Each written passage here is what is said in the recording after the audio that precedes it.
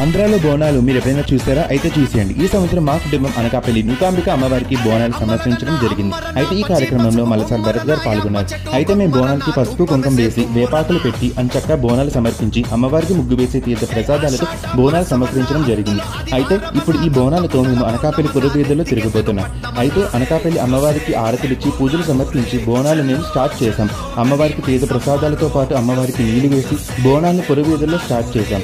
అయితే మొదటగా అనకాపల్లి అమ్మవారిని పురవీధుల్లో సత్యంపల్లి అమ్మవారి దేవస్థానానికి వెళ్ళి మా మొదటి బోనం సమర్పించాం. నేను కూడా కొంచెం బోనం పెట్టుకున్నాను.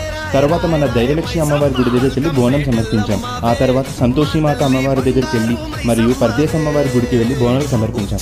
ఆ తర్వాత మన ఫేమస్ అయిన అనకాపల్లి కనకదుర్గ అమ్మవారి దగ్గరికి వెళ్ళి మరిడిమామ అమ్మవారి దగ్గరికి వెళ్ళి బోనం సమర్పించి అమ్మవారికి తీర్థ ప్రసాదాలు సమర్పించి మన అనకాపల్లి మూకాంబిక అమ్మవారి దగ్గరికి వచ్చి బోనాలు సమర్పించాం. మీకు మీ కుటుంబ సభ్యులకు అమ్మవారి ఆశీస్సులు ఉండాలని కోరుకుంటూ అనకాపల్లి ఆంధ్రాలో ఇంత అంగరంగ వైభవంగా బోనాల జాతర జరిగింది.